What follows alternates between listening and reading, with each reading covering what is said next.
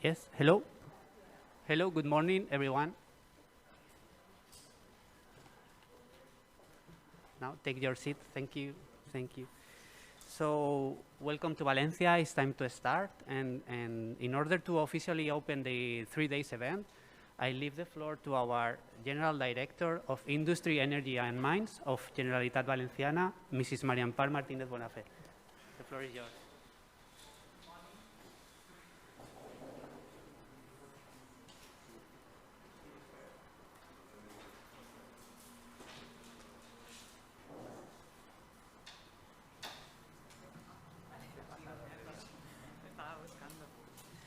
Good morning, dear representative from European Commission, organizers, some friends, and some battery industry promoters.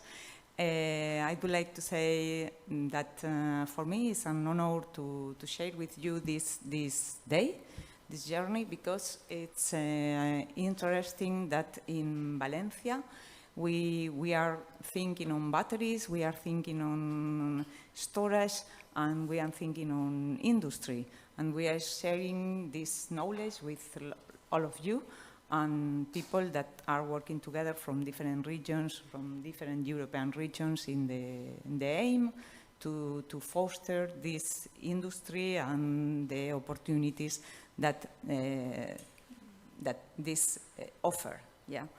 And then I would like to start sharing with you the idea that you put in the presentation, no? in the organization of the day, that is the electric vehicles value chain is an opportunity for the Spanish region and as well, of course, in this field from Valencian community. We share this idea since some years ago. It's not a new idea. And this is because maybe now we have a very easy success to talk about, that is that Volkswagen decides to settle up the battery plant in Valencia, in Sagunto. Okay, this is an easy success to tell about, but it's not the only that I would like to talk today. We thought that just a short time to share with you some ideas about the industry policy from Valencian region.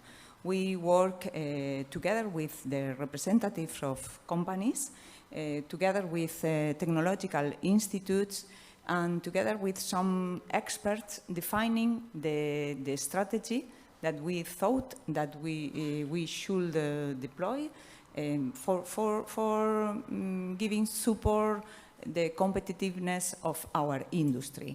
And we define the PAVE 2018-2023, the strategic plan from for the Valencian industry.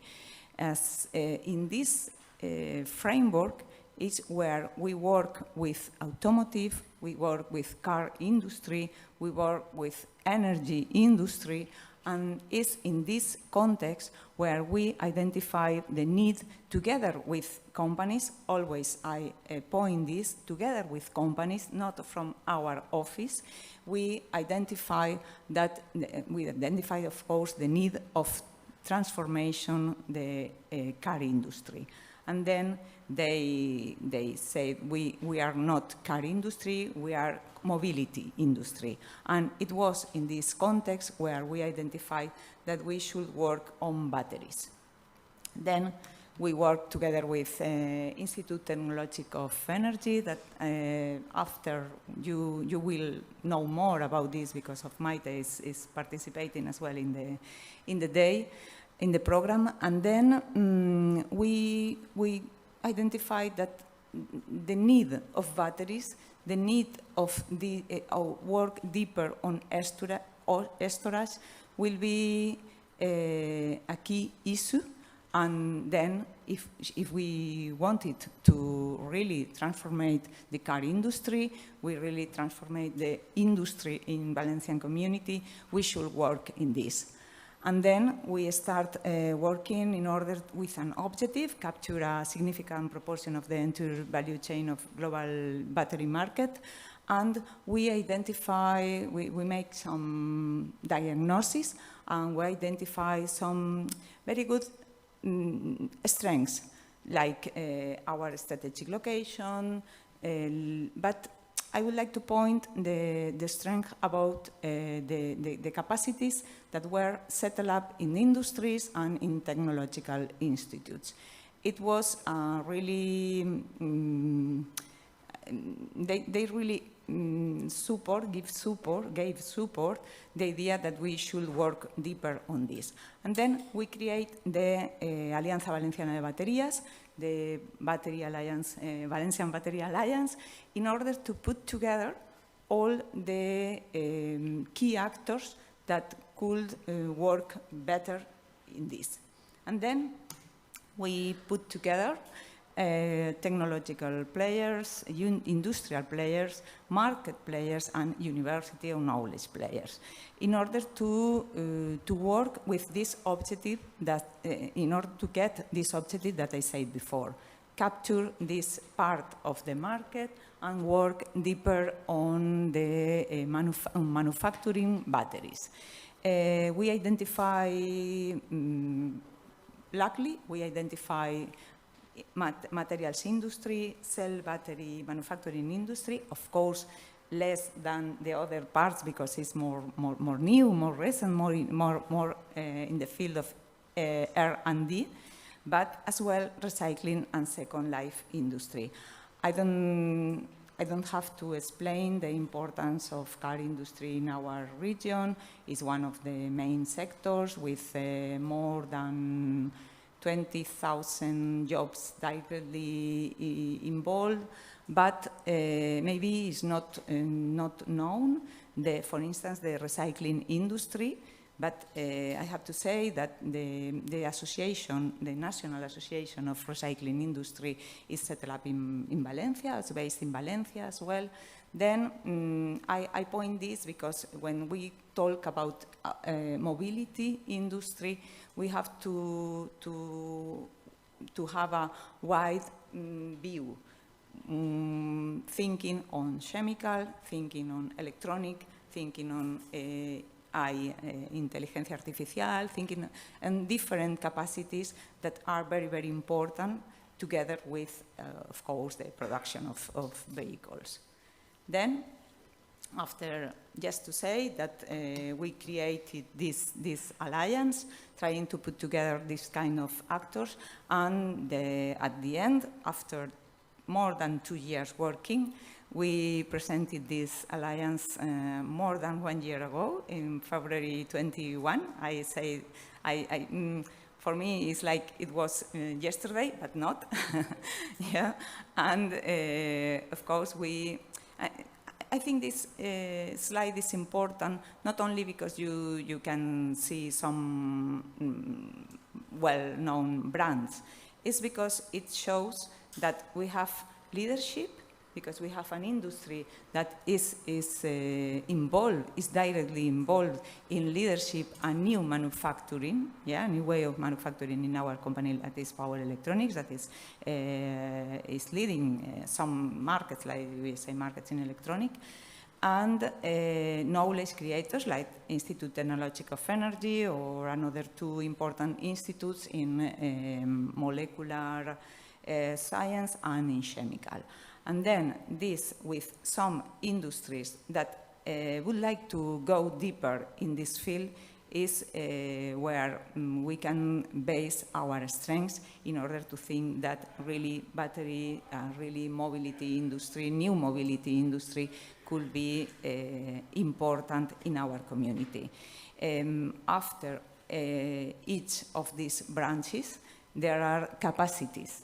There are capacities in chemical. For instance, Torrecidis is very well known in the field of ceramic, in the industry ceramic, but this knowledge is strategic and could be very useful to manufacture batteries. And this is because we think that it's very important to put together people, to put together capacities in order to be able to create something new.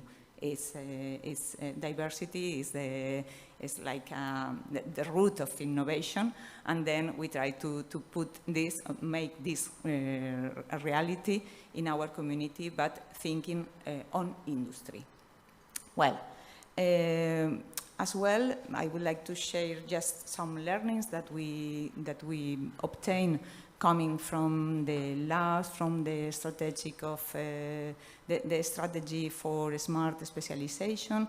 That was another route where we work on in, and it was more or less the same, that we identified that research and industrial application is a key issue. And to obtain more transfer, we have to share people coming from different spheres. And of course, the need of leadership, the need of manufacturing clusters and industrial capacities, and the idea and the need of cross capacities in order to improve this.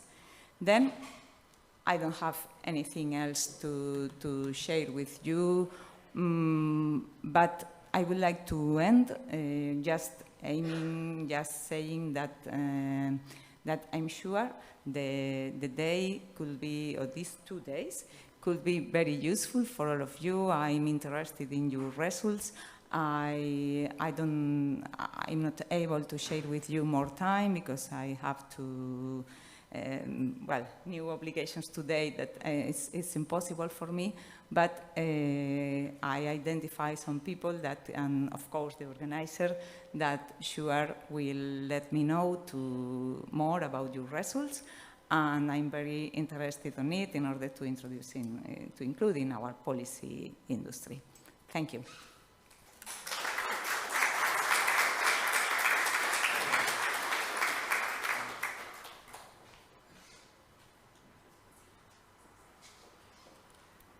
So thank you very much, Mrs. Mariampar, for this full overview of the Valencian ecosystem that I'm sure that will be a key player in the e-mobility transition.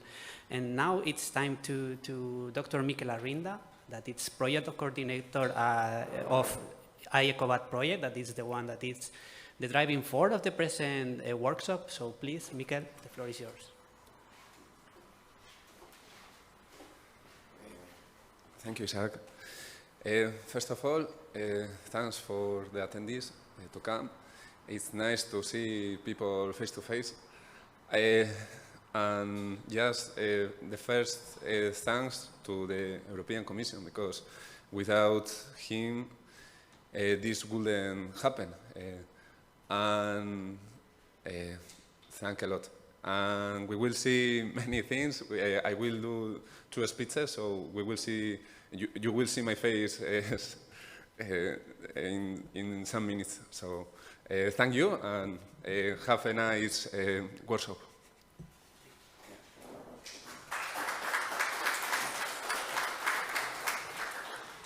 Thank you, Mikel. So now it's my time. Welcome to everybody. Dear representatives of the European Commission, esteemed General Director of Industry, Energy and Mines of Generalitat Valenciana, CDTech colleagues coordinating the i-HeCoBatt project, authorities, present participants, virtual participants, dear sirs and madams, it's for me a pleasure to welcome you all to the Innovation and Networking Days on Battery Technologies and e-Vehicles. My name is Isaac Herraiz, and I'm Technical Director at LOMARTOV. LOMARTOV is an environmental engineering SME devoted to offer advanced technology services to boost and promote sustainable innovations. Battery and electric vehicles field have become one of our main interests and specialization during the last years through our participation in highly innovative European projects with the solid objective to strengthen the eco-consciousness in every single action of the project towards an improved environmental, economic, and social performance of all the new developments. i-HeCoBatt is one of these projects, and is opening this event with 2 days dedicated to present leading innovations and identify technological hotspots over the whole electric vehicle value chain. With this aim, we have gathered top-level representatives from the e-mobility sector as policymakers, industry, research institutes, and universities, covering from raw materials to pioneering EV components and also end-of-life possibilities. I take this opportunity to especially acknowledge the support of CDTech, leading the outstanding technological proposal of i-HeCoBatt project that you can discover during the meeting today. I thank the Expertus Forum to accept our invitation to go deep into the main technological challenge to succeed in the e-mobility full adoption, and also to our AstraBat partners to some excellence during the discussion sessions. I thank all the speakers and attendees for dedicating your time and attention to our event and for helping us to shape a more sustainable mobility. I'm convinced that solid building blocks will emerge from the program discussions towards a greener electric vehicle value chain. Feel inspired, enjoy the discussions, be proactive, ask your questions, and for those of you that are here in person, save a bit of time to visit our beautiful city. And please use the networking breaks to further develop collaboration possibilities and toward this common objective. And I wish you a fruitful discussion, and I open the first part of the workshop, that is the Electromobility Technology Workshop, Driving a Greener Value Chain by i-HeCoBatt project. But first of all, I invite my colleague, Evelina Castellana, EU Project Coordinator at LOMARTOV, to introduce you to the working session and further instructions of this event. Please, Evelina.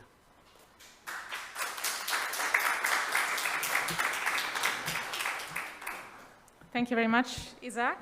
And thanks to all the speakers for this inspiring and promising opening.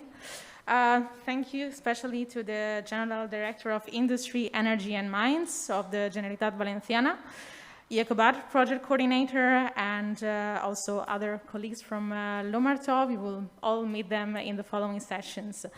So before giving the floor to our main facilitator of the next two roundtables, I would like to give you a few instructions and also, of course, to give a warm welcome to all the attendees here in person. I hope you had a safe and nice travel to Valencia, and a warm welcome.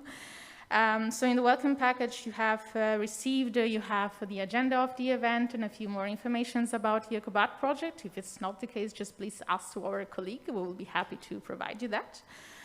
And well, after 2 full years without meeting in person, it's for us a real pleasure to have the opportunity to celebrate this event in person. We are extremely glad to have this chance.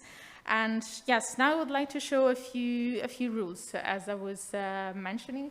If we can have them on screen, so to allow us to maintain all the safety conditions, we recommend you to keep your mask while in the room, except for the speakers, also me. Sorry. And yes, use the hydraulic gel provided at the entrance, keep the safe distance as much as possible. And all the coffee breaks and lunches will be at the terrace, just upstairs. So we can have the chance also to enjoy this very sunny and hot day in Valencia. And the most important rules, please remember to use this coffee and lunch break to network, to know all the participants, to exchange ideas and get inspired during this full 2 days of workshop. And for those of you attending online, nearly 100 attendees registered at this event. So thank you from all of you to follow us from all over Europe and also beyond. We hope you will enjoy the workshop also as if you were here.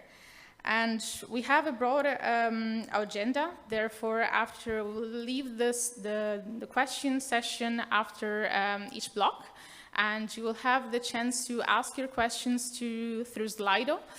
We are showing a brief minute the Slido code where you can connect and where you can ask your questions.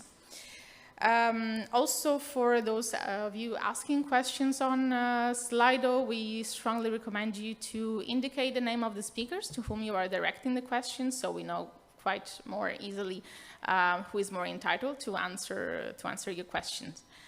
And I will not talk much more, so thank you all for your attention, for your attendance, and I will now leave the floor to the main facilitator of the next block dedicated to policymaker.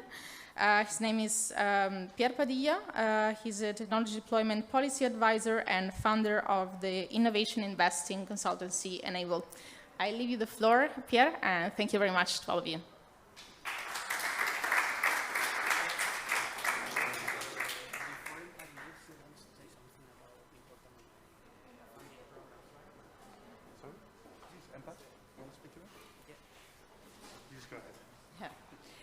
Just to share, when I talked before, I talked about the strategy, I talk about policy, industry, but you know that a strategy and objectives need resources. If you don't put resources, sometimes strategies is quite a weakness. Then I should say something about this. One is that we are working together with, very, very close with the government of Spain in order to make that the PERTES, the strategic projects from that are led by government of Spain, really makes opportunities for our region. And then now in the PERTE BEC, electric vehicles, there are at least 4 projects that will be participated by Valencian companies or companies settled in Valencia, with base in Valencia. And we are very proud about this because I think it's an opportunity, a real opportunity to make a big next step.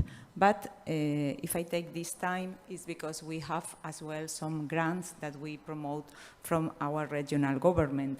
One is the grants for small industries that where we give support to any kind of invest in machinery, patents, things like that, okay? Always trying to improve competitiveness. But just yesterday, and this is because I take the floor again, we opened a new call for grants for strategic industrial projects. Thinking in this kind of projects, thinking in projects that should be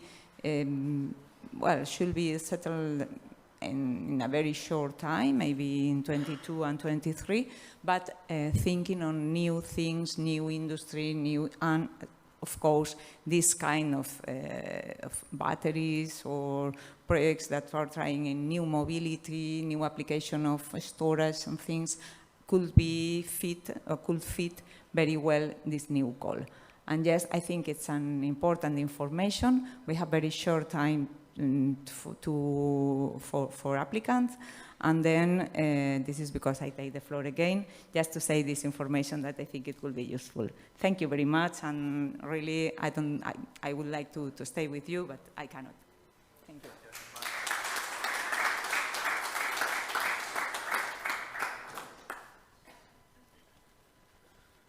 Gracias, Ampar. Look, if it is to announce that there is money coming in, well, definitely happy to welcome it. Thank you very much. Colleagues, thanks a lot for being here. I'm very stressed because this is one of the first events in such a long time. I didn't think it would happen in real. So I'm happy to see that you all exist, and I'm really delighted to animate the session this morning. So thanks a lot for coming. Thanks a lot also to online colleagues who could join this morning. We do not forget you. We'll have some speakers. When I started my career, I didn't care much about sustainability, to be very honest with you. Everything was about how to deploy tech. And the good thing about my job is that I don't have to be smart, I have to be surrounded by smart people. And this is what happened. I discovered sustainability, circularity, renewable energies, and so on and so on. This is how this mix built up. And this mix, I find it today in a session. We'll speak about electromobility tech, we'll speak about deployment, we'll focus on sustainability, we will speak of all these different topics, even about money, be it grants, be it risk capital. So I'm quite excited. And Before I start, I will just introduce myself very quickly. I'm Pierre Padilla. I'm the founder of Enable, which is an advisory focusing on innovation investments. So we have activities in the battery industry with the European Commission, with some battery industrial players, but also some, I would say, industrial alliances. I'm thinking, for example, of the SBMC, which is represented today by Eba, and who will let us know more about battery swapping for L vehicles. What I would propose is that before we start the session, that I first thank also our colleagues from LOMARTOV, who have been doing a great job in organizing this session. We know how logistical and content stress it can be, so thanks a lot and congratulations to the team. And of course, I want to reiterate, thanks a lot to the Commission, thanks a lot to the Comunidad de la Valenciana, and of course, thanks to the team of the project that is organizing this session. I would like to leave the floor to two colleagues who are calling us from Brussels. They were supposed to be here, but of course, as you know, we have still a lot of constraints over traveling. We will have a small speech from Guido Sacchetto and from Jay Scopping. Just checking if you guys are online with us. Yes, I'm online, Guido speaking. I hope you can hear me well. Amazing. Yeah. Thank you very much. And I'm online as well, James Copping. Welcome very much. Straight live from Brussels. Look, I would like to start first with Guido Sacchetto. Guido, you're, since 2012, you've been working at the European Commission. If I'm not mistaken, you're working on zero-emission mobility, so ZEM, quite a hot topic. And for the Unit C2, Future Urban Mobility Systems, for DG RTD, which we all know is the Director General in the Commission handling research and innovation funding and trying to get us from research to market. You're also in charge of the partnership towards zero-emission road transport, to zero, which has been providing quite some funding for interesting projects. We'll do so still in the coming years, and is being funded by the Horizon Europe program, which I'm sure most of you know, and if you don't, well, I'm sure Guido will let us know more. Guido, the floor is yours. Yes, precisely, and thanks again for this kind introduction, for the invitation to speak today in front of you. I'm sorry not to be physically present with you, but as you said, still some constraint and a lot of things to be done still in the coming weeks, because as I will be showing now, we are working on the definition of the work program for the coming years, 23-24. And as you said, maybe as not all of you are so familiar with Horizon Europe, I'm entering into this detail and try to explain you a little bit more on what it is Horizon Europe and the partnership. And as you said, I'm coordinating one of the partnership, which is 2.0, particularly working on zero-emission vehicles, which is absolutely of interest for you, I guess. Okay, let me start. As I said, we'll be talking about Horizon Europe. Before that, I will just give a short introduction of the transport policy context, because, of course, we need to understand what we're talking about, just to set the scene and to better understand the links. We know that, of course, we're working for the Green Deal, so to have Europe as a climate-neutral continent by 2050. I think there's still some problem with slides. Okay, here they are.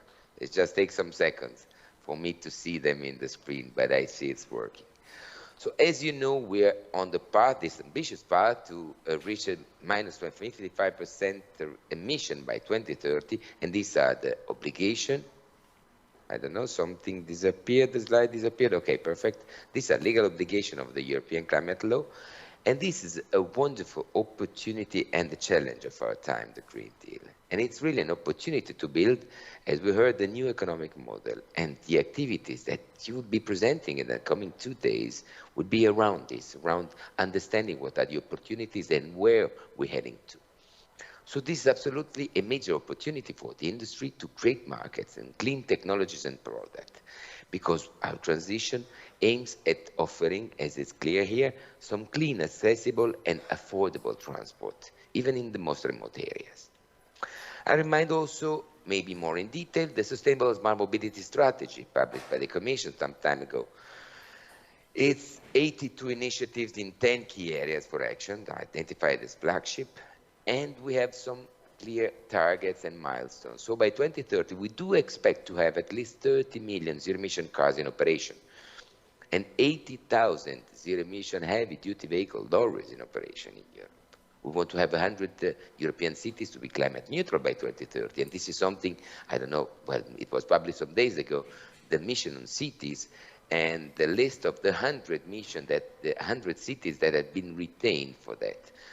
I don't know if I have the link in this presentation, I don't think so, but if the case, please do check and see which city is even in Spain will be climate neutral by 2030.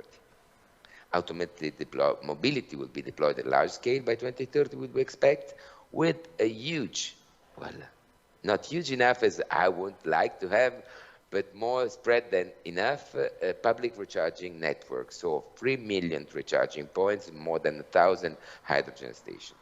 By 2050, as you know, we want to go almost to be all zero emission, and with a strong TEN-T network operational already. Maybe we go then, I'm not remembering you again here, the Fit for 55, and also the Repower EU communication that are even putting strong ambition on these activities and the strategies that we outlined. I'll be then now presenting you the Horizon Europe program without entering into too many details, but just to remind you what the structure of Horizon Europe. So as you see, let's take the central part of this slide. You see the 3 pillars: excellent science, global challenges, and innovative Europe. So the two on the side, let's say excellent science and innovative Europe, are based bottom-up approach, while the global challenges are top-down approach. So we do select and we organize the area based on the strategies and priorities defined by the policy context. And as you see, identified in red is climate, energy, and mobility, because this is what we will be discussing today, and the partnership I'll be presenting are into this cluster, which is climate, energy, and mobility, put together because it really makes sense to have a unique cluster, reassembling these activities that are strongly interlinked. On the overview, this is of the cluster 5. We're talking about around 15 billion for the period 21-27. So we have the work program, the institutional partnership, and the mission. As I said, mission on cities, which is quite interesting. And on the left, you see all the different areas and the areas that will touch by the cluster 5 activities. This is just to give you an overview, but then we enter into multiple of the details of the partnership, because I would like to introduce you this instrument. It's really interesting for you, I guess, as strong actors in these areas. We have the institutional, the co-funded, and co-program partnership. I'll be presenting you 2.0 partnership and also But for You partnership. And these are 2 co-program partnerships that you can see on the right. Well, for you, it's on the left side of the screen, I guess. So co-program, it means that it's organized as, well, there is a part which is directly funded by the European Commission, and then we'll see how much for this different partnership. And there is also an additional contribution which is supposed to have coming, well, a commitment by the industry to cover at least the same, to match the amount put by the European Union. We see now, for example, and we start with 2.0, what is it, the main objective, the budget, 650 million for the coming years, as we said. And, well, let's start maybe on the top. Top, I think, right for you, you see that 2.0 is not working in isolation. The objective is to accelerate and develop and deploy zero tailpipe emission transport in Europe with the system approach. This is what has been changing from the previous European Green Cars Initiative and European Green Vehicles Initiative under FP7 and under Horizon 2020. Now under Horizon Europe 2.0 will be having a more systemic approach, linking the vehicle, the recharging infrastructure, and the grid.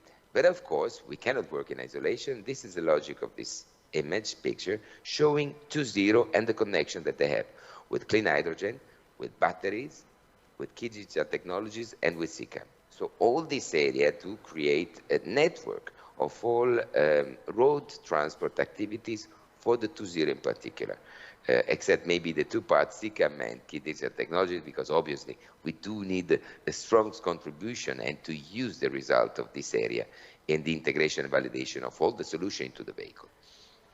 And you see on the bottom of this slide how this works for clean hydrogen and for batteries partnership. So you see really that 2.0 will integrate and validate the solution brought out by the different partnership into the vehicle, and then try to demonstrate and to see how they work, control them, and put them into the grid and into the system. In 2021 and 2022, and there is a slide which a little bit more detail, we focus on some main areas, which were heavy-duty vehicles in particular, charge infrastructure, some vehicle technologies and propulsion solutions, so power electronic motors, and life cycle assessment circularity, because it's one of the main points of all the activities in this area. If I go to the next slide, I'll show you also what are the pillars around which 2.0 has been structured. So it's 4 pillars because, as we said, we want to see and understand what is the system perspective. So we have the vehicle technology and vehicle propulsion solutions for battery electric vehicles and fuel cells, because obviously we're taking care of both. The integration of battery electric vehicles into the energy system and the charge infrastructure. The innovative concept solution and services for the mobility of people and goods. Remember, logistics is really important for us as well. And LCA and circular economy. This doesn't mean, and this is the idea of the structure, how do they focus on the different objectives that we would like to achieve. It's clear that this is the structure to take care and to include all different points of view. It doesn't mean that in the 2.0 work program, you will see specific topic addressing one of the 4 pillars, because this is just the point of view to be taken into consideration in each of the activities that 2.0 will be developing. We go to a second to see what is Battery for Europe. So it's a partnership for industrial battery value chain, but I know that you'll be hearing a lot about the Battery for Europe in the coming days, and I hope you have the opportunity. I think Wouter will be present as well. So enter into contact to understand the activities. Please join and help us, because we're working for the benefit of industry in this area. And we want the industry to be involved and committed with us with all the different activities that we are promoting. So just to remind you that you see it's the industrial battery value chain. So I know that you can be involved in some of the activities already here. Not entering into the details because, as I said, you will hear it, I guess, more in details in the coming days. But I go to, yes, just for you to understand the second, what are the main areas for a program in 21-22. So you see the areas there.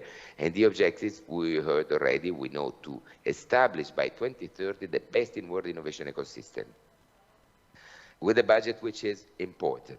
It's 925 million of EC contribution. So please try to be involved. This is my suggestion again.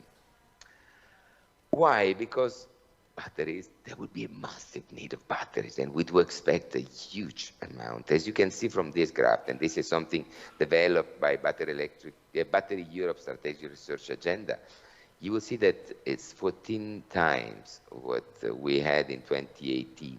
And you see the part of electric mobility is so relevant that we need to focus and to really attract, enter into this area and try to get the best benefit for us and for our industry and for our citizens, of course. You see the share of EU that we do expect by 2030, but this is what just to give you an overview total. And now I would enter more into the Cluster 5 work program to show you how it works, and maybe just for you to have a higher comprehension of the different activities presented. As we said, touching different areas. We saw it in the first slide before. So you see the contribution per thematic area. A lot of different activities, and you can see on the confounded partnership and the program partnership how much has been already allocated by 21 and 22. But this is just a general overview. If we enter into more details and we go to see what has been funded in 2.0 and Battery for Europe partnership, you will see that we had for 2.0, for example, 197 million in the first work program. Remember and check top right for you, I guess, EC funding and tender portal. There you can find all the information you need to understand how to work with the different activities under Horizon Europe and to join the possibility and to develop topic and to present proposal for some projects. Okay. The main objectives, you know, is the development and deployment of zero-emission transport to accelerate it. We had 7 topics, as I said, I presented before, the generic area, these are complete title. And you see there was a strong interest with 3 to 4 times the proposal submitted respect to the selected projects. Because of course there is a strong request, but not so strong. I mean, you still have the possibility, and please do apply to all this funding, present your proposal, because as you see, there is a good percentage of success in any case, because we're talking of 1 project out of 4, which is a lot, honestly, from this point of view. If we see Battery for Europe, 293 million, the 2 call October and September 21-22, objective, the main areas, here you see them again, it's reduced because there were too many topics. And you see that we have here as well, for the first part, 22 projects selected out of 61 proposal presented. 160 million in the first call and 133 in the second call deadline that closed in September, that will close in September 2022. Please take this opportunity, study, enter, read the details, and be involved in this as well. Let's move to what is the future. Also, I'll try to reduce a little bit my intervention, so to give you more time also for question and answer session if it's needed. As I said, we're still also discussing the Work Program 23-24 because now we're coming to the final draft, which is supposed to come by the end of June. So we already have 2 iterations with stakeholders and because of course this is developed in close cooperation with the partnership stakeholders, and this is why we call it the co-program partnership, because we do program with the partners, the industrial partners, the technology partners that are committed and involved in the different partnerships. So it's already a 3rd iteration. We're coming to the final draft. Of course, it would not be published immediately, but it will be published after the summer, still to be defined. The topics are obviously in line with the strategic research innovation agendas of the partnership, which is the main document defining what are the priorities, the idea, and the plans for activity for the 7 years of the partnership. Of course, the STRIA is not written in stone. It can be revised. It has to be revised at least once during the lifetime of the partnership. One thing I didn't clarify maybe enough is the synergies that we're trying to have into the next work program, but we already started the first work program because you might remember that there was a topic 2.0 and Battery for Europe, a joint topic, so pulling together a common budget and having a unique life cycle assessment for the batteries related to mobility. So the idea was really to define the methodology altogether, sitting at the table, Battery 2.0, and of course the Commission, because we will be joining and supporting this, to develop what is the common methodology for all the actors in the area. So this was just an overview of where we are with the 23-24. And I would remind you that you will find in the work program destinations. Check destination number 2 because batteries will be included there. Check destination 5, clean and competitive solution for all transport mode, because 2.0, zero emission road transport, will be included. If it's of interest of you also, you can check connected, cooperative and automated mobility, which is under destination 6 of the work program. My last slide, and then I leave it for question and answer session. Well, before I think James will be talking after me. I remind you of a very important event that will take place in November 2022 in Lisbon. It's the TRA, Transport Research Arena. This is a wonderful event and conference, 3 days, 4 days conference. It's 3.5 if I do remember well. To understand that divided in plenary sessions, strategic sessions, scientific and technical session, networking, but also the exhibition area. To present, to showcase what you have done, but also to network, to talk with some additional actors in the area you're involved in. Because of course, we will be covering all the different aspects of all transport modes, so not only road transport. But it's absolutely relevant, and I strongly suggest you to check, and if it's possible, to attend. With this, I think I'm done. Yes, let me see. I would like to thank you again for the invitation and wish you a wonderful and interesting event for the coming 2 days. Thank you.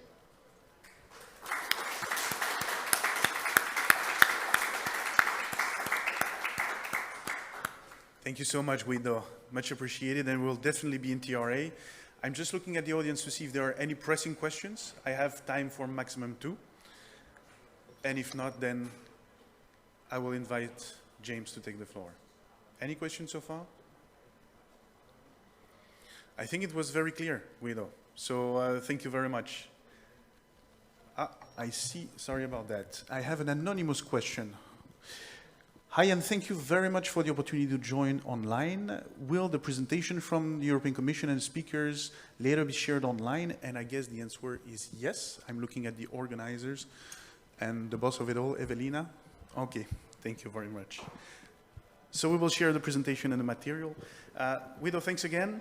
I will now invite James to take the floor. So James, you have been working in this area for quite a while. You have greetings actually from colleagues of mine, Emmanuel Boudard and Bernard Gendrose. You've been now in DigiGrow for a while. You need, since 2017, if I'm not mistaken, you've been working on the European Battery Alliance and its launch. Now you're working on this kind of issue, and you've played a particular role, if I'm not mistaken, on the skills agenda as well, state aid, IPCEI as well, so important projects of common interest for Europe. And of course, you're working for the DG now that is focusing on the internal market, SMEs, in the business and industrial policy.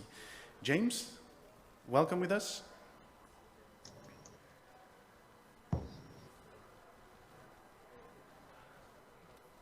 And did we lose James?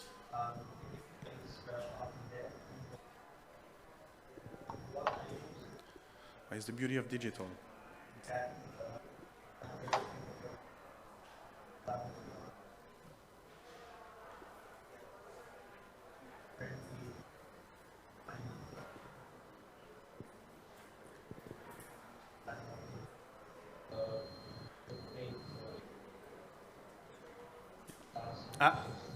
James, you're back. Are you with us? I'm on mute. Good morning. Can you hear me? Yes, we can. Well, James, I can hear you, but I don't know.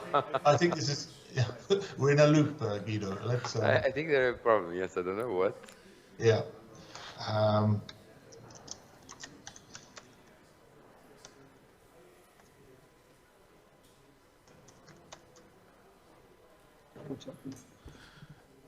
Yeah, it should be working now, but with echo.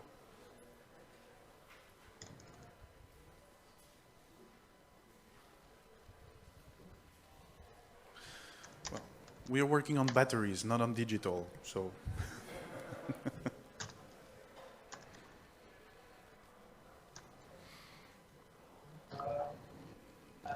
Okay. Colleagues, can you hear me? Yes. In Valencia.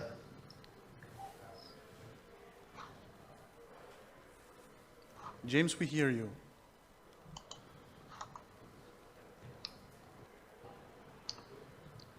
I can hear James, but can anyone else? Yeah, I'm going to send an email, see if I can. Yes, yeah, okay. Yeah. I'm with you, but I cannot do anything.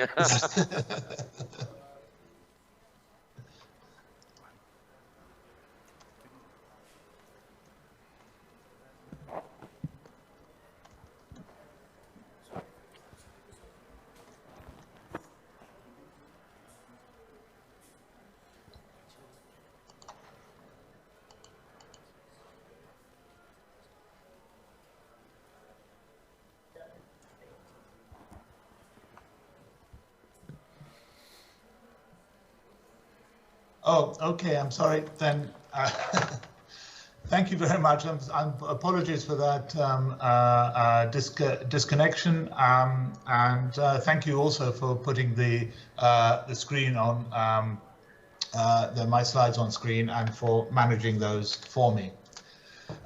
Then just to begin, I had a very nice and kind introduction.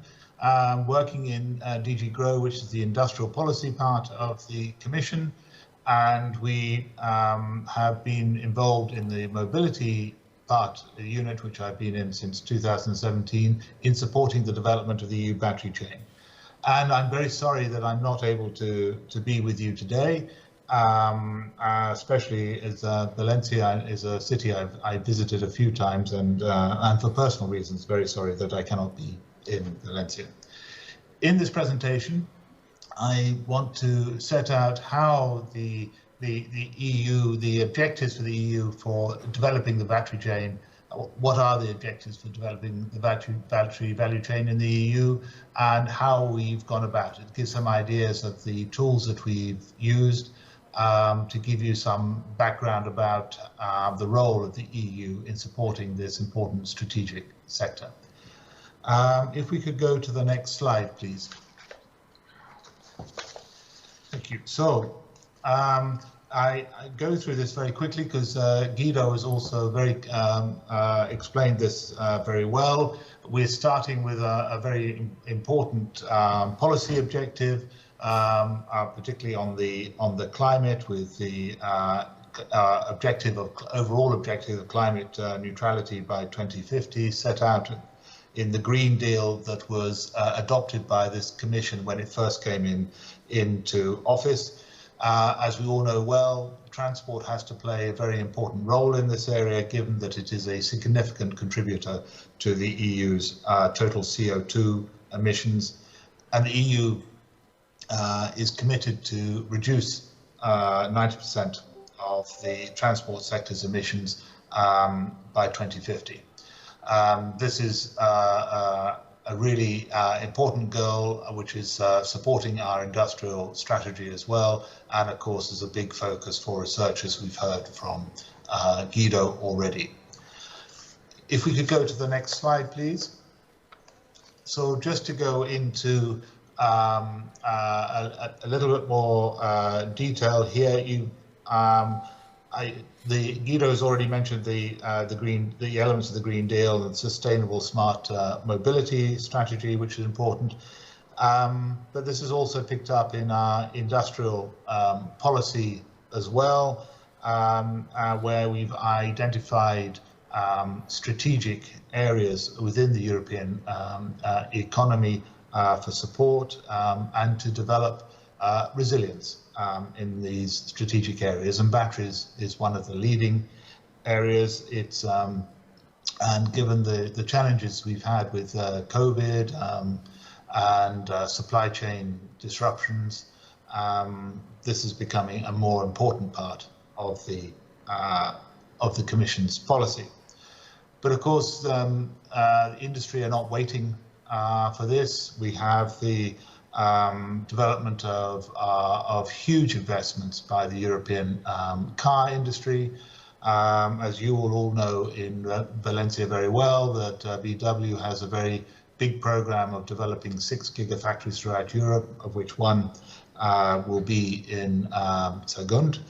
But just as a few examples of other policies, Volvo has the objective of 50% reduction, to produce 50% of its heavy-duty vehicles as electric vehicles by 2030.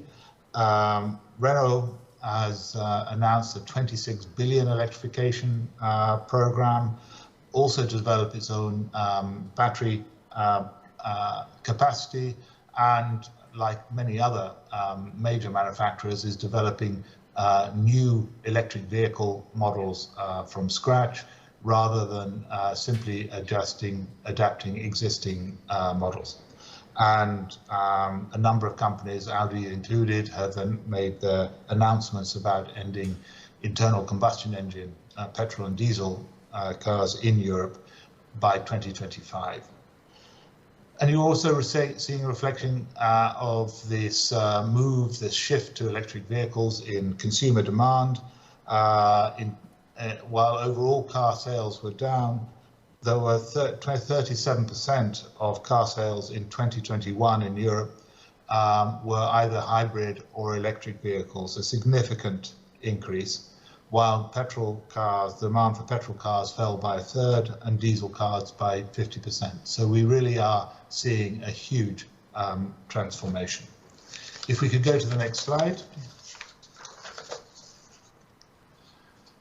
So, in the light of this, the batteries, of course, have a strategic importance for the economy. They're the key enabling technology for e-mobility and zero-emission energy storage, and it's vital as a vital part of our economy. It's the European Commission's policy that we need the EU to be a significant player in the development of and production of batteries. If we're going to retain the EU as a global centre for automotive innovation and competitiveness, we also want, of course, to support the creation and retention of skilled jobs in the EU, on which batteries requires a significant number, and also to ensure that on this very strategic area that we want a significant part of the battery value chain developed in the EU. And when we started looking at this in 2017, we saw there was a long way to go, given that that time the EU only produced about 3% of the world's batteries. So what we were going to do about it. If we can go to the next slide, please. So a key area for us has been the tool which really started with the Battery Alliance, which is the development of industrial alliances, which is to try and find a framework which will bring all the key players together so that we can work towards finding a way to generate investment in this important area, but do it in a way that, from the from the Commission's perspective, we do it in a way that everyone has an opportunity to participate. The objectives are clear, and we have an alliance of member states, of industry, other institutions, organizations that spread across the European Union. And through that alliance, identify ways we can develop and use EU tools to support this sector. If I can go to the next slide, please. So what emerged was initially in 2017 a number of meetings with member states, with industry and other actors to identify what needed to be done to help establish a complete, competitive and sustainable battery value chain in the EU, which is fully integrated into our economy. These discussions, involving also EU institutions such as the European Investment Bank, EIT, Innoenergy, and the European Bank for Reconstruction and Development, although that at a more later stage, was the European Battery Alliance, which launched, and in May 2018, a battery action plan was set out, established, which set out a number of areas where the EU, the Commission in particular, felt we could make a massive contribution to supporting the development of the battery value chain. If I can go to the next slide, please. So the European Battery Alliance identified a number of tools that can be used to support the key areas of the battery value chain. And what I'd like to do in the next few slides is just highlight some of the key actions. Research is a very important part of this process, but I won't mention that, given the excellent and detailed presentation you just had by Guido. But I will. That is a very important part of the work of the European Battery Alliance. If we can go on to the next slide, please. So, financing. This is, of course, a key issue. We heard at the beginning, it's with all strategies and policies, a key issue is what is the financing underpinning these projects. So one of the key objectives, particularly at the beginning of the work of the European Battery Alliance, was to see how we could tackle what was really a market failure in the EU. Everyone could see the importance of batteries, and there are companies more than willing to invest and member states to support this investment. But really, it needed something to kickstart this process because this investment was not happening. And in the European Battery Strategy, we identified the tool of the important projects of common European interest. And this is a very important tool. It's a state aid instrument, so it doesn't directly involve EU money, but it allows member states to invest more in state aid than would normally be possible. But it's specifically designed as an instrument to tackle areas where there's a big market failure. It was certainly the case with batteries in 2018. Can focus on support for this beyond the state-of-the-art innovation, support projects across Europe, and ensure that there are spillover effects that can benefit the whole of the EU. There have been two important projects of common European interest in batteries. One in December 2019 was launched, and the second one just over a year ago in January 2021. And although you can't see the detail on the slide, as it's too busy, you can see that on this second one, there is 12 member states, nearly around 40 different companies who've established a whole network of projects, interlinking projects across the value chain, supported by 2.9 billion in state aid and a further it'd be 5 billion in 9 billion in private sector investment as well. So that and this has really helped to provide some confidence for other investments in the EU, and I will come back to that at the end of the presentation. If I can go on to the next slide. One of the key areas, and this has become particularly important in the last couple of years, is access to raw materials. We have an increasingly globally competitive market in this area, and we've looked at existing proposals to support EU raw materials, to see how we can develop those to ensure that they support the battery value chain. So we have an EU action plan on critical raw materials, which is all about developing greater resilience, encouraging circularity, and highlighting in particular the importance of sustainable sourcing and processing in the European Union. In September last year, the Commission published the EU Principles for Sustainable Raw Materials as a voluntary code for industry. On a regular basis, the Commission identifies a critical raw materials list for all aspects of the economy. With raw materials on this list, the aim is to highlight those areas of raw materials where there is specific action needed, areas where we could use as focus for trade agreements, and to promote research and innovation. And at the last publication of the list, cobalt, lithium, and natural graphite was added, which are critical for battery manufacturing.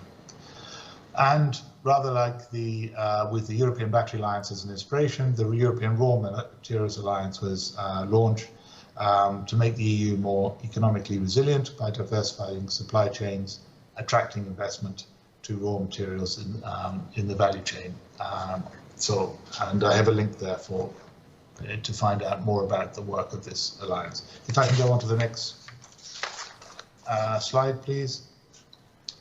A critical issue is the issue of skills. And rather like raw materials, this is an area which is turning into a bit of a bottleneck in terms of the growth of the European industry. So we've had dramatic growth in the EU battery ecosystem across many European countries. The InnoEnergy that provides support to the European Battery Alliance on industrial areas estimated that the 3 to 4 million jobs, direct and indirect, could be created by 2025, and at least 800,000 will need to be reskilled. And there's a huge shortage of the specific skills in not only in chemistry, but also in the managing the mass production of highly complex products like batteries. And a number of companies we talk to already talk about a significant shortage. For example, Northvolt in Sweden has the biggest, is one of the biggest European manufacturers, has a workforce at the moment over 3,000, but already has 447 vacancies and employs 111 different nationalities from around the world. So we're also in competition for skilled employees, a global competition. There are a number of EU initiatives here. I will just mention them very briefly. In particular, the i-HeCoBatt project, which is an Erasmus Plus project, which is looking at identifying skill needs, skill gaps, ways to develop training programs and tools to support pan-European access to jobs, such as common understanding of job roles and competencies, etc. That work is very important for the long term, but will finish its work in 2023 with a long-term strategy in this area. And there's a similar work for the automotive sector in Drive's project, again an Erasmus Plus project, supported by an Automotive Skills Alliance, which is also looking at developing regional pilot projects for the automotive sector as a whole. But I particularly wanted to highlight the work of the Eba Battery Academy, which was formally launched at the beginning of this year, but has already started work last year.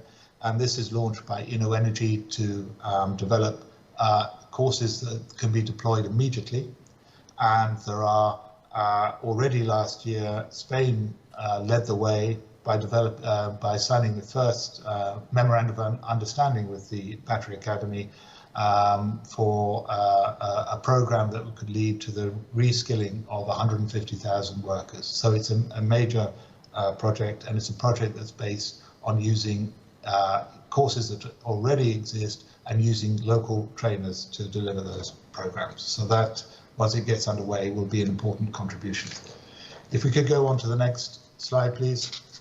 I'll just mention this very briefly. We're in the final stages of developing a new battery legislation, which is to ensure that only high-quality batteries are placed on the market, and the batteries are placed with the lowest possible environmental impact, and the batteries should, of course, be safe and effective. It's also designed to promote circular economy with targets for collection and recycling. And the battery legislation will look at all aspects of the life cycle of batteries. It'll also, with this legislation in place, lead to greater legal certainty for the EU industry for investment. This was proposed by the Commission in December 2020. The European Parliament and the Council have finished their own discussions and negotiations on the proposal, and we're in the final stages agreement with a hope that we'll have this in place by the end of this year. This will be a very important basis for the long-term future of this sector. If we go on to the next slide, please. So just really some early indications that there is some success. I won't put this all down to the European Battery Alliance. Of course, a lot is down to national, regional objectives and to the major investments by industry. But we have the last review of InnoEnergy shows there are 111 major battery-related projects throughout the EU, including over 20 gigafactories. Planned or under construction, which of course includes Spain, as we've heard. We've already had 127 billion invested in the battery system, either already spent or clearly committed. And the EU has gone from 3% of world capacity to already become, well, due to become the second largest producer of batteries after China by 2024. And we're on track to be nearly self-sufficient, 89% or so, in battery production by 2030. So significant progress. Coming towards the end of my presentation, I just wanted the next slide, please.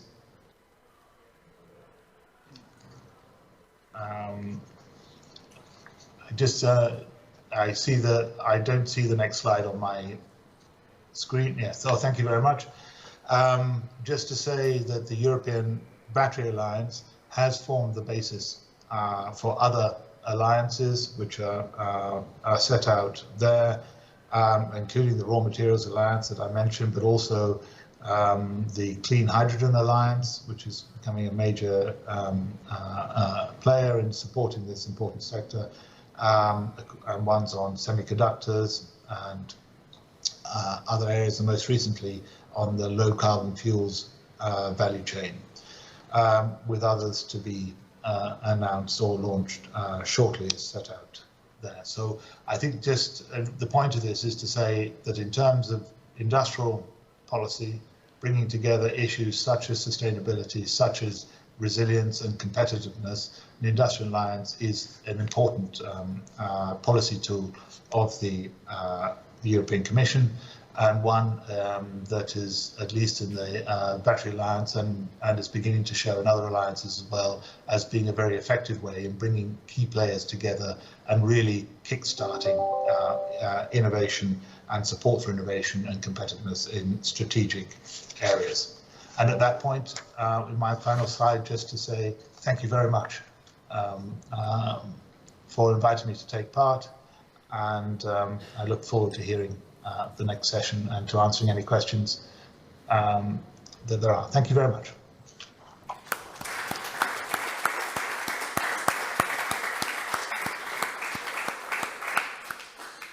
Thank you, James. Much appreciated. If there's really an area where the Commission has stepped up quite strongly, it's really this area of batteries. I'm just looking at the audience. Time flies, and if there is one question, I can take it now. Otherwise, I propose to kick off the panels. All right. No questions so far? Well, Guido, James, it has been very clear. Thanks a lot for your commitment, and thanks a lot for all the efforts made, because we know that both individually you've been fighting quite strongly to make that happen. So thank you very much. I would propose now to move to the roundtable number 1, which is on the EV value chain, the current future technologies. So I will ask my real experts to join in. So Oscar, Maite, please. I think that Javier is also in the group. Please come in, take a seat. Señor Villar, Joaquín should be online as well, and Eugenio. Mucho gusto.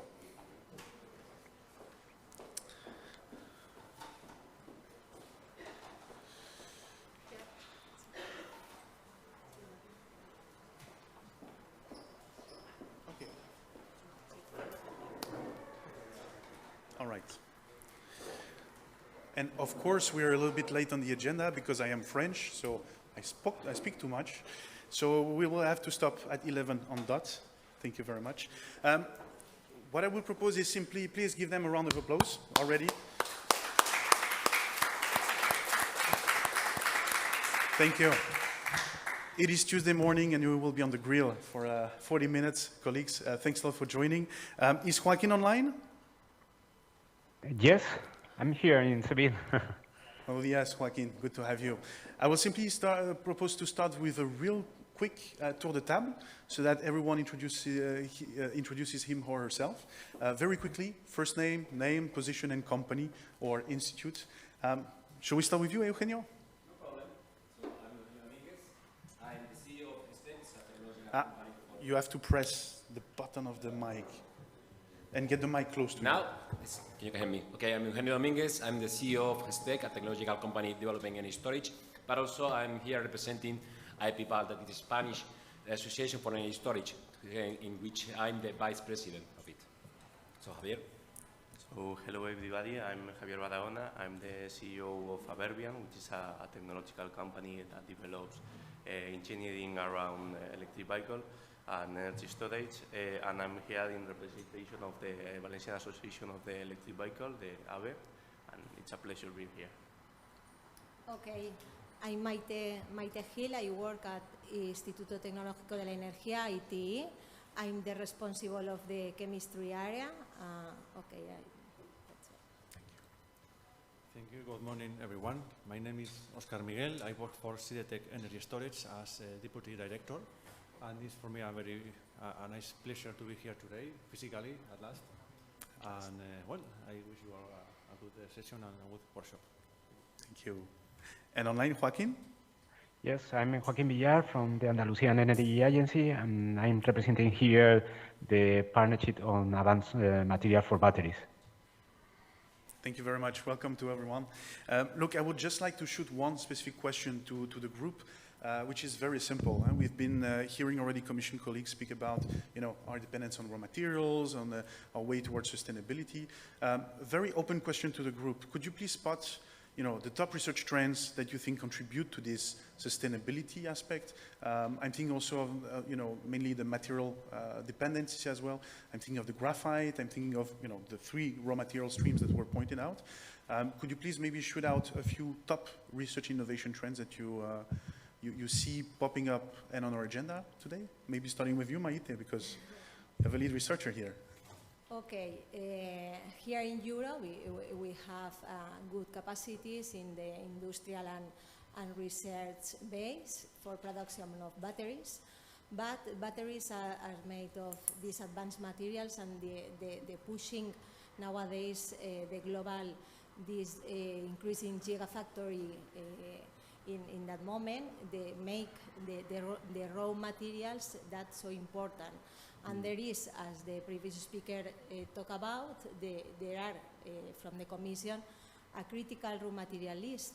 And there are 3 of them that we use, lithium and cobalt and natural graphite, that they are involved. So we need to push for going to a sustainable value chain here in Europe, and research, in my opinion, should go for this reduction of using these materials. Maybe we can decrease the use of the cobalt in NMC cathode material. Another thing, another strategy could be the substitution of these materials, going to another technologies, maybe technologies that are less mature than lithium, such as sodium or aluminum, for example. And this is really necessary to go to the recycling industry. Recycling to increase the sustainability and closing the loop, of the sustainability. These are the main important research from my side. Okay, thank you, Maite. Quite exhaustive. Oscar? Yeah, thank you. Yeah, well, raw materials is, of course, a hot spot and a critical point in the value chain in batteries.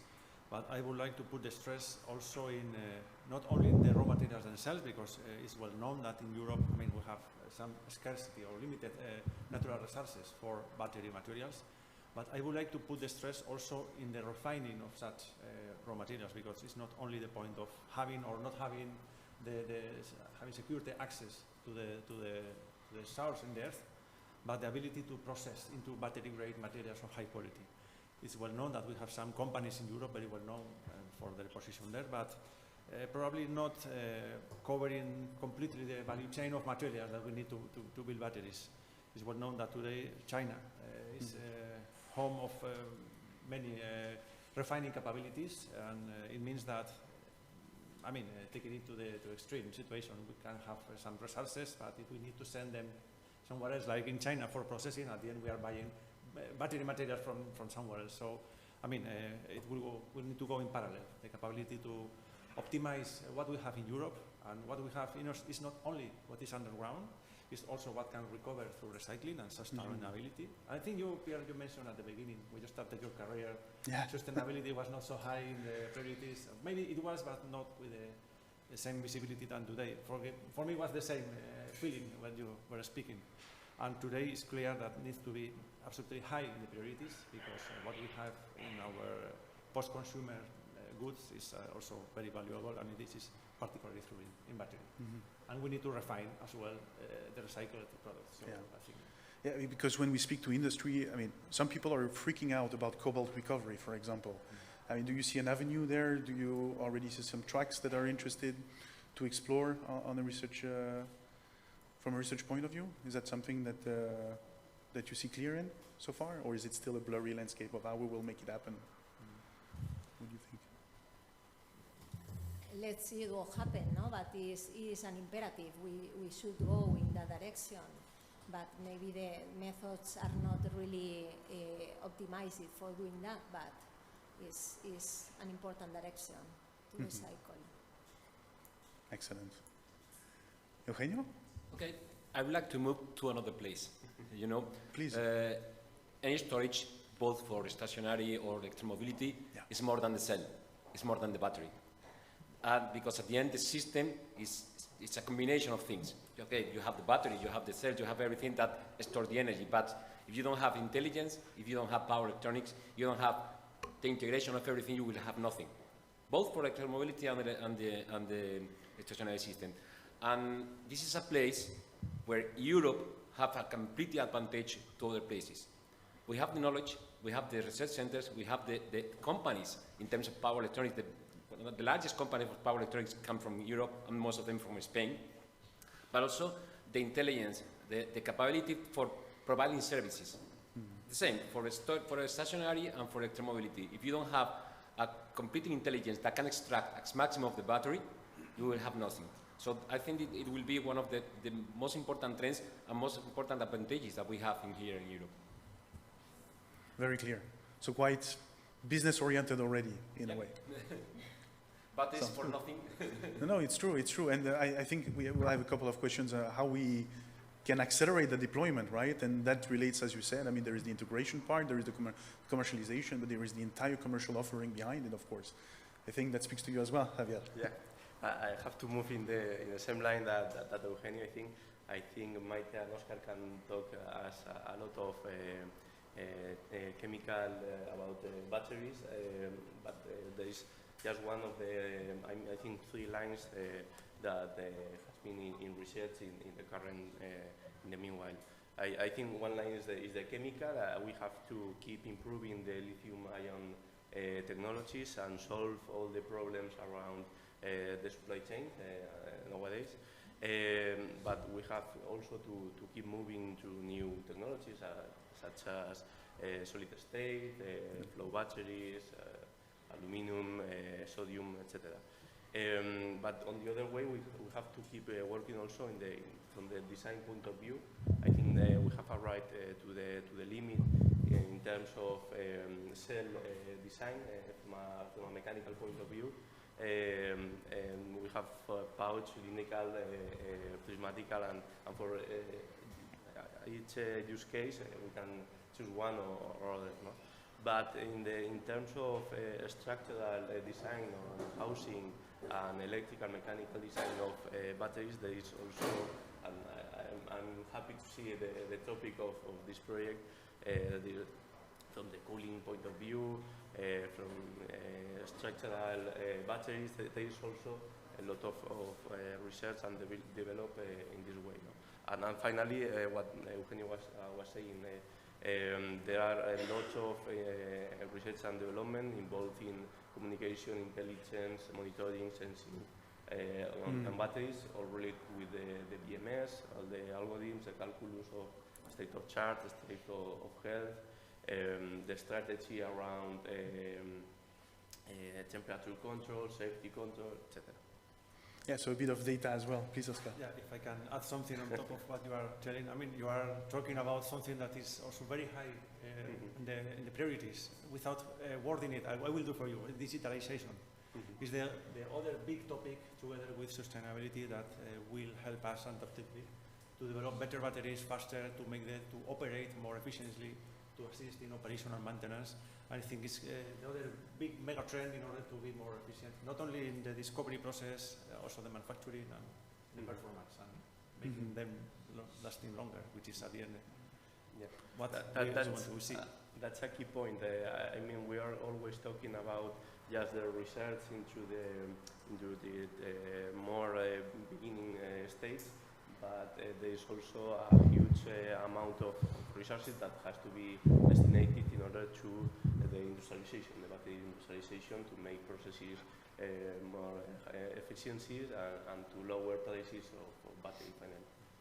And also, that's the place where the EV electromobility and the stationary storage merge in the same place, because the EV batteries could be part of the stationary storage, such using the knowledge and the digitalization on how to integrate the EV vehicles on the grid, and where the storage as a stationary could help for improving all the facilities for recharging the electric vehicles. So, but it will happen when we will have the same use or the same way to use both kind of storage through the digitalization. So that means also common protocols. That means exactly. Yeah. In terms of the how you will manage the grid, you don't have to think about if this is a EV mobility battery or a stationary battery. It's a storage, and you have to use it as equal.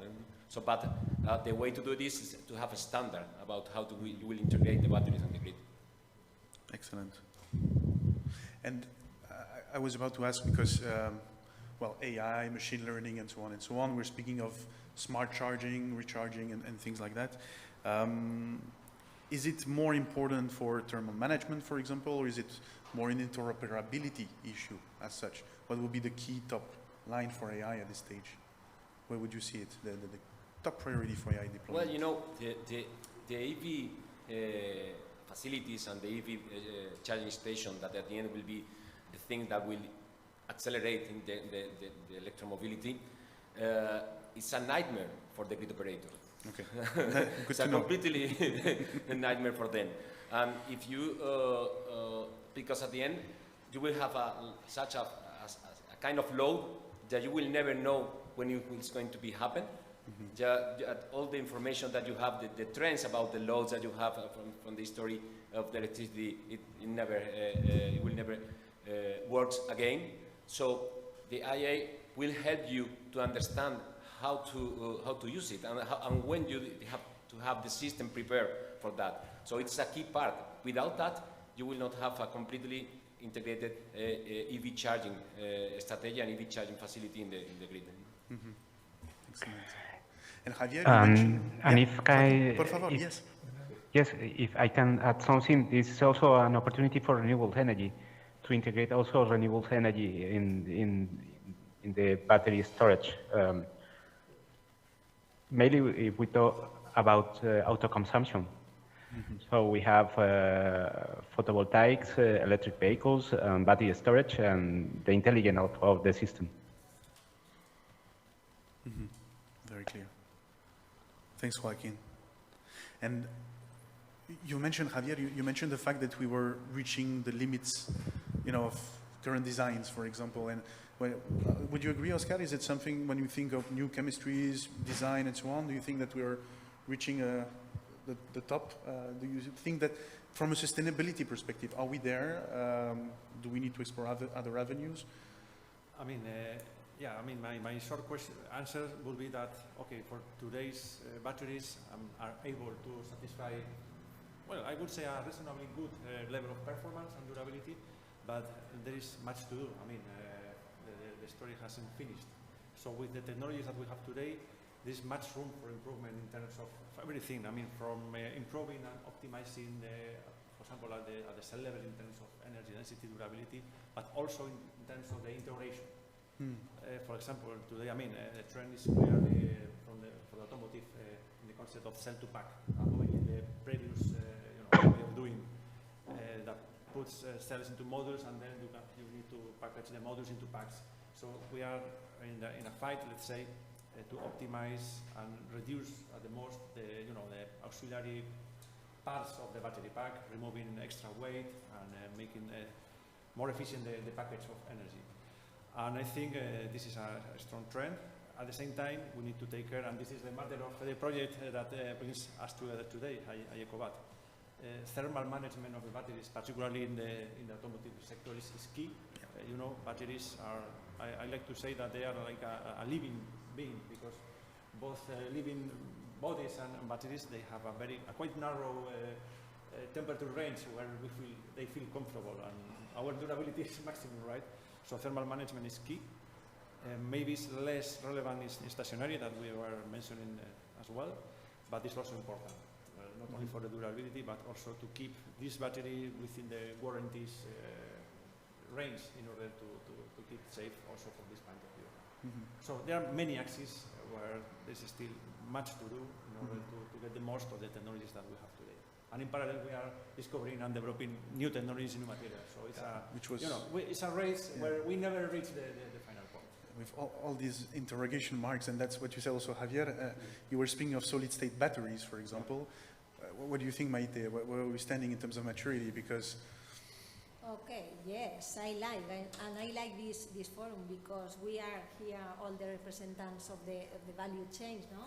And we have to, yes, to speak the same language, no? At the end, to coordinate and to improve all these kind of devices, no? For me, solid-state batteries, okay, they are the future, no? The future for having the best achievements in safety and in energy density performances. There are the two keys for the solid-state batteries. But we need to difference between the kind of different solid-state batteries. It's not the same a polymeric electrolyte and in the level of maturity than a ceramic one. And inside the ceramic also we have two types of electrolytes, oxides and sulfides, that they are also in a different level of maturity. They also present some challenges to take in account, but maybe in the polymer-based electrolytes we are more close to the commercialization.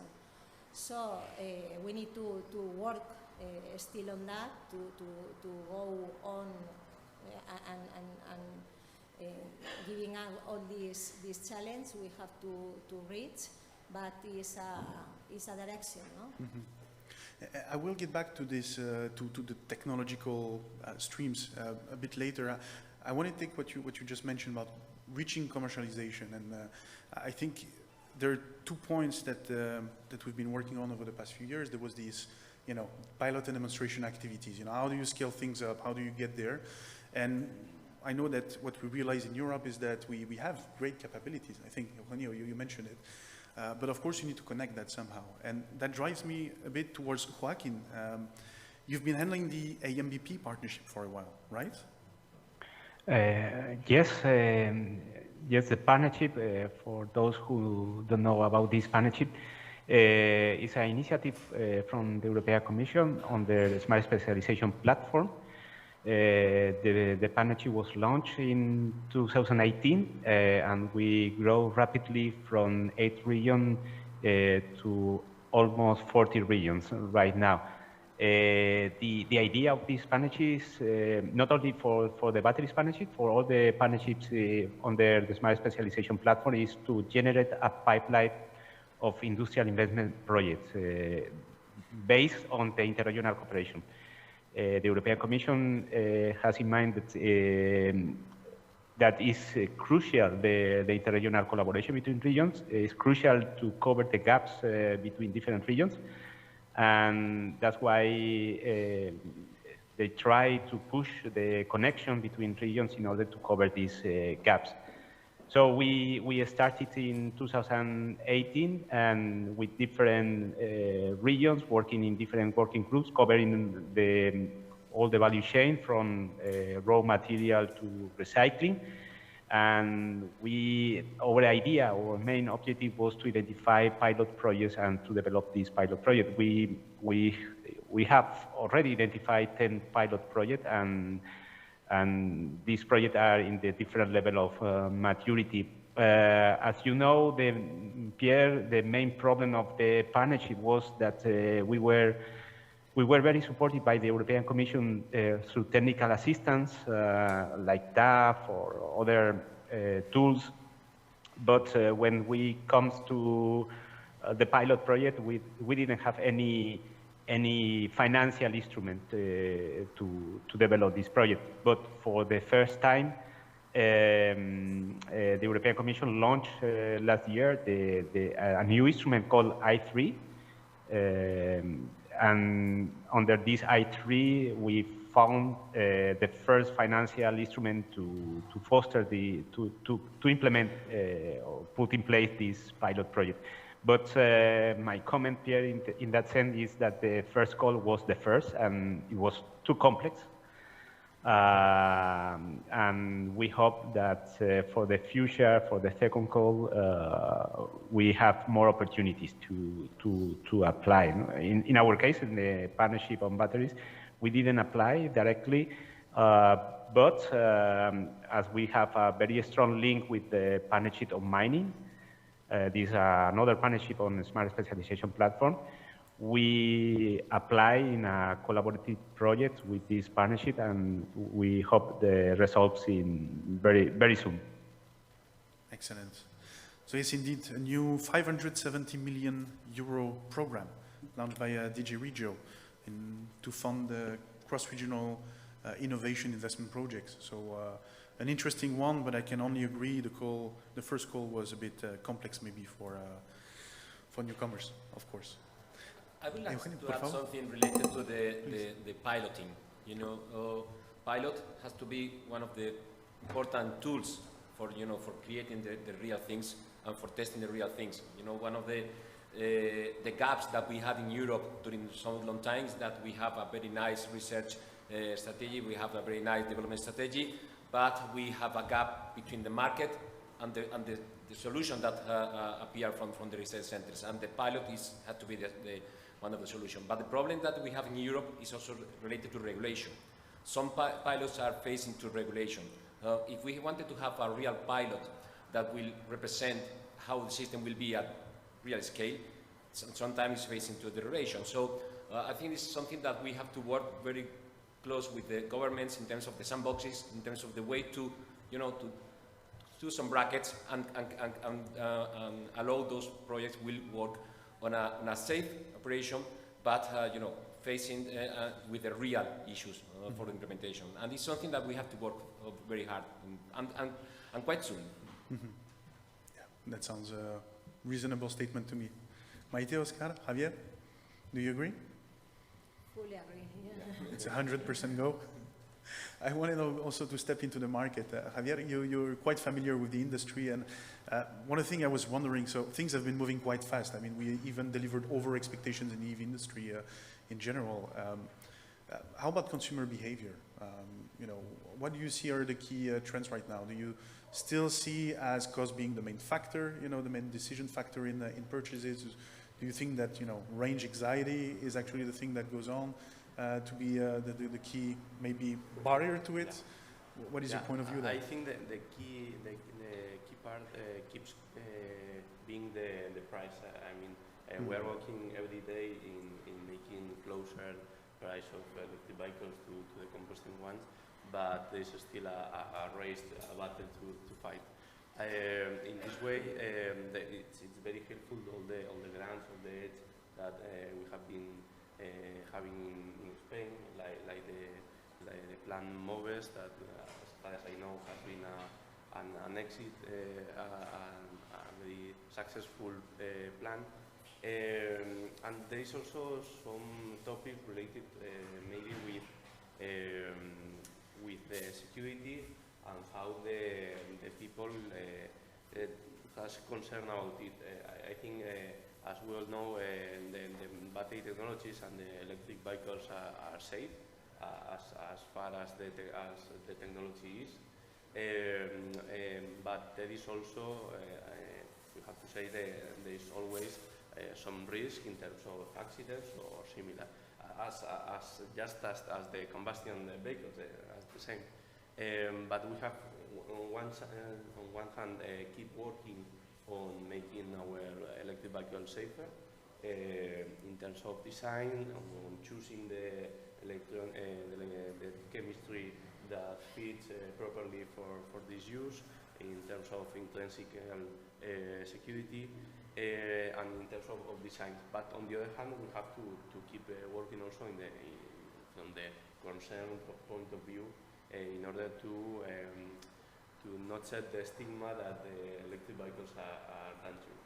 And always this issue of safety in use. And also there are some problems, as you know, related with the lack of infrastructure for recharging, and the evolution of the new recharging infrastructure, the Mode 3, Mode 4, AC, DC. There's lots of investment research in that way, but there is not enough. At this point, there is a stopper that is not having enough recharging infrastructure in order to have an electric vehicle.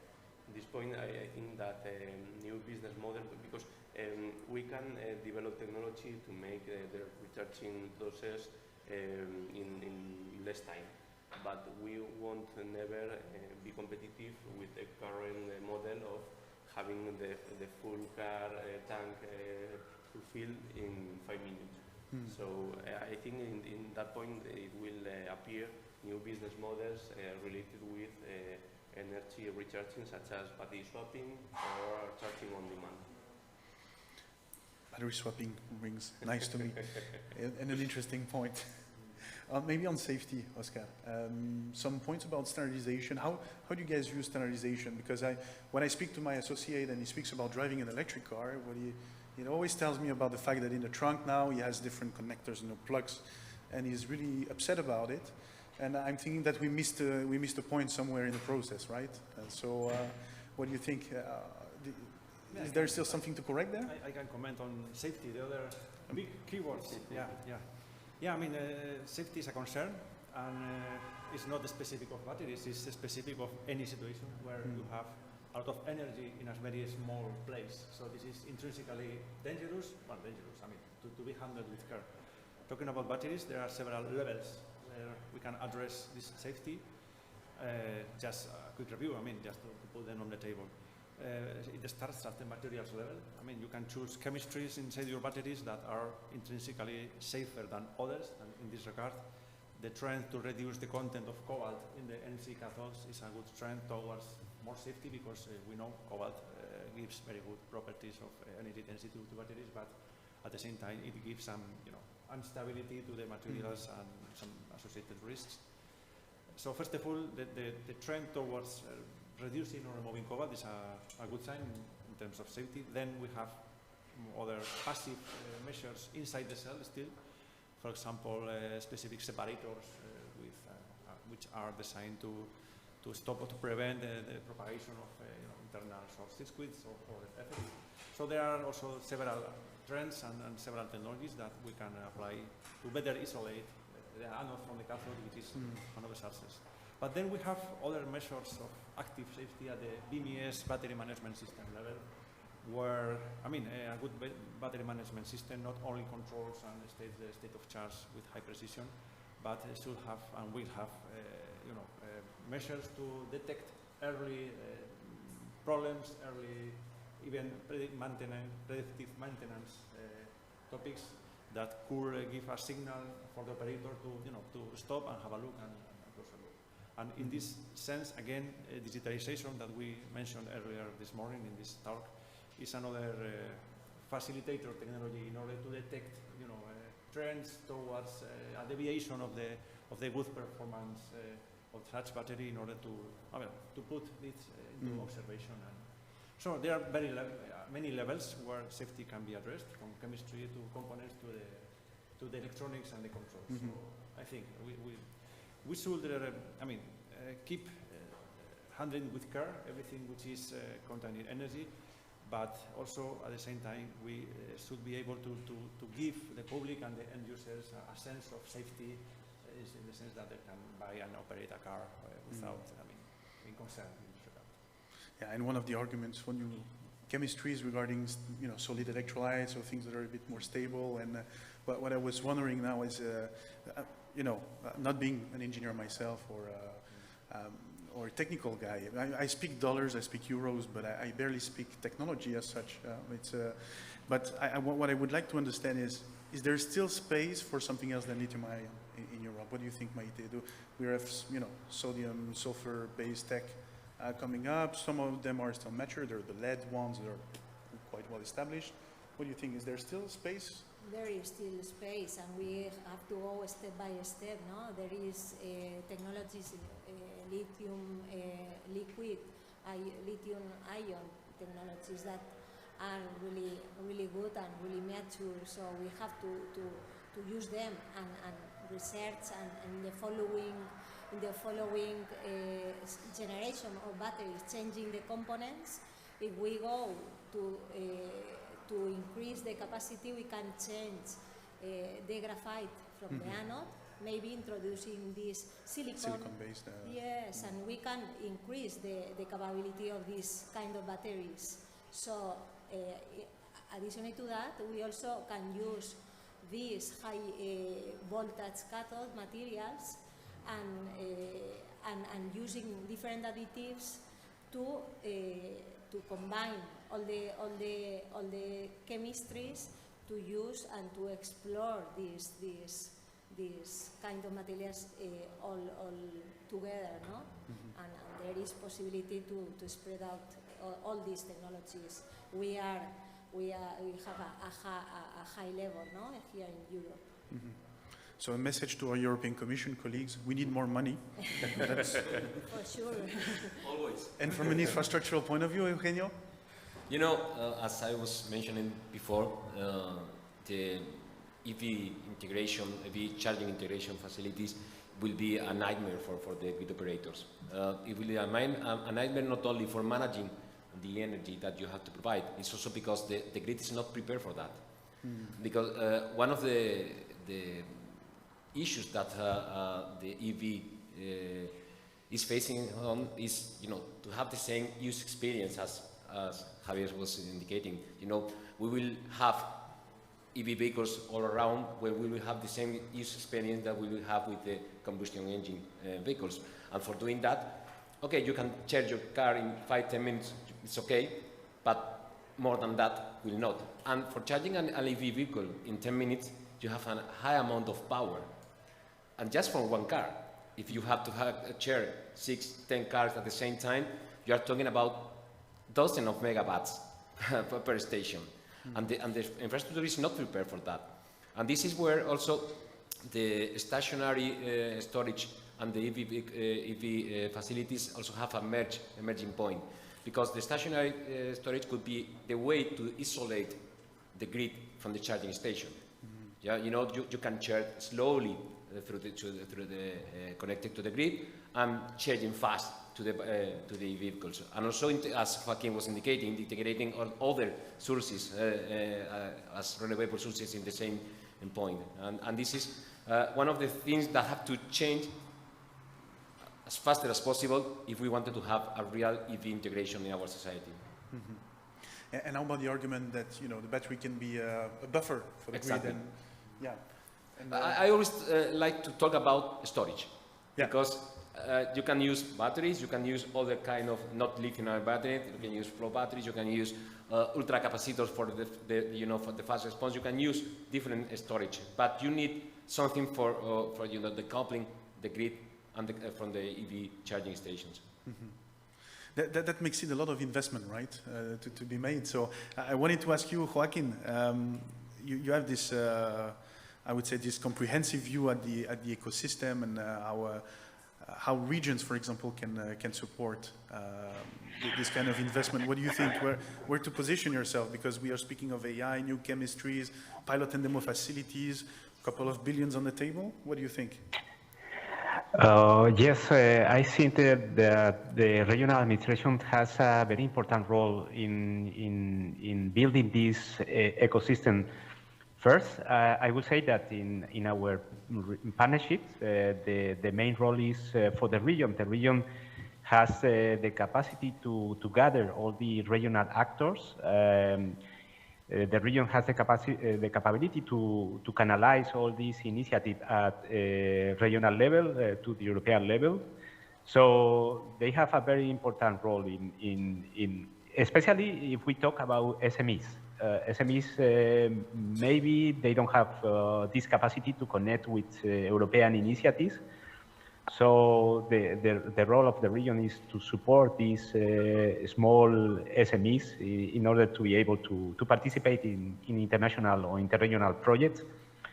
But I could say that if the region want to be important in this issue, first is the political commitment. We saw from Valencia, for example, the general directory talking about the commitment of the government of Valencia pushing the battery sector, and this is crucial.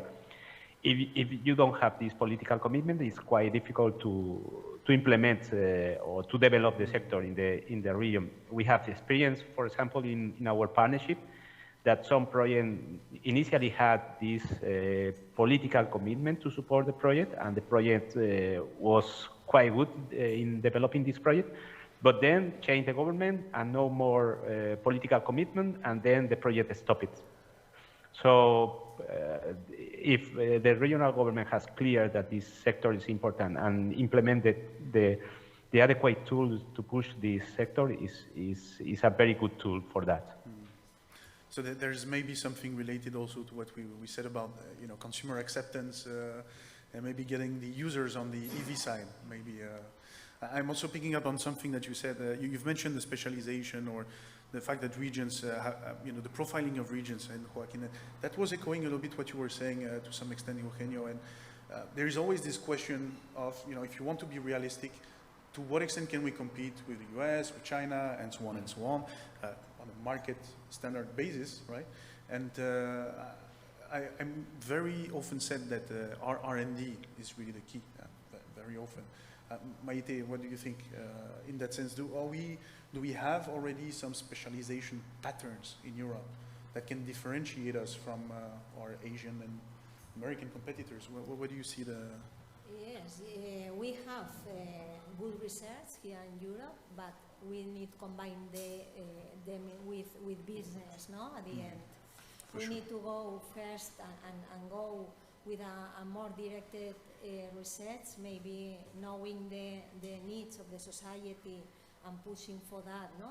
The real application. But we have good research here in Europe, and we could be competitive with the instead USA and Asia, no? Asia, they are where the batteries, lithium batteries, born, no? And have a lot of experience. But we have the capacities and a good research, technological level, and industry will be ready to push for that. And do you feel that we have all the instruments that we need to do that? Do we have enough investment? Do we have enough R&D funding? We spoke also about regulation as well. Do you think that... Okay, always is less, no? It's nice to have, but I think there are initiatives in Europe that nowadays are pushing that. So we are full gear already? Yeah. I'm sorry about the gear metaphor. It's not really an appropriate one.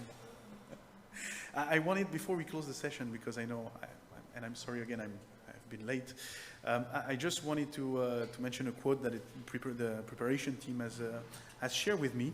You know, Ursula von der Leyen, the President of the European Commission, was in Spain recently, and she was congratulating, Spain on being, having an important role in this energy transition, also referring to the current crisis, our dependence on Russian coal and gas,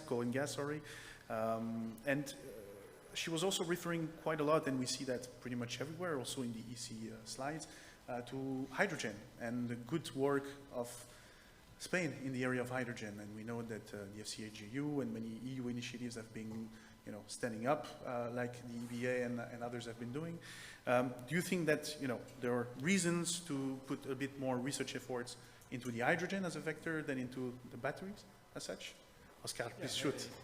we have also background in hydrogen and fuel cells. I think we need to change our former paradigm in the sense that in the last century or century and a half, all the economy was around petrol and oil, and everything was coming out of there. And we are kind of used to think in one solution and stick to it. And this is not the future. The future will be hybrid, in terms that we will need to combine several sources of energy and ways of solving this energy dependence. And in this sense, I mean, hydrogen is not an energy source, it's an energy vector, but batteries also are an energy vector. It's another way to transport and to combine and to use high energy. So I think we need to combine the best of both worlds. There is a niche for everyone. It will be complementarity with batteries, hydrogen, and other technologies like organic-based liquid fuels or whatever. Mm-hmm. So I think this is my message in this sense. In this line, I fully agree with your assessment, Oscar, about the habit. You know, instead, in fact, our company is hybrid storage. So we love to hybridize everything. So this is not a matter to do a war against hydrogen to the batteries. Batteries and hydrogen have to be friends that have to be working together in all this path. You know, batteries will do things that the hydrogen could not do, and the hydrogen will provide the energy density that the battery cannot provide. So it's something that has to be working together always. And this is important because if we do those paths separately, we will miss a part of the solution. So we have to improve the way that we merge all those words together for providing real solutions and to the market. Makes sense to you as well, Javier? Yeah. Yeah, totally agree.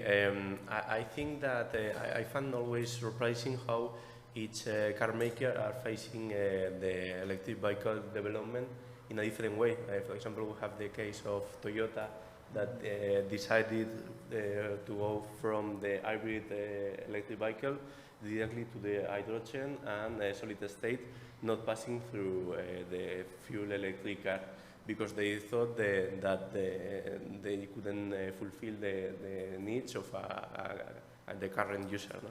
Or maybe Tesla that is deciding to go all LFP in terms of avoid the scarcity of nickel, cobalt, etc., and avoiding all the NMC and CA technologies. So I think, as you all have said, the future has to be hybrid, and we have to take the best of each technology. Awesome. Maite, fully agree as well. Joaquin? And yes, I fully agree. And sorry, but I have to disconnect right now.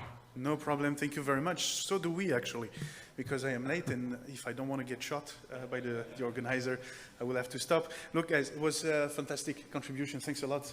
I think that you deserve a good round of applause. So thank you. Thank you. We are now on to the coffee break, and then I will be standing between you and lunch. I think we have half an hour, if I'm not mistaken. Grand maximum.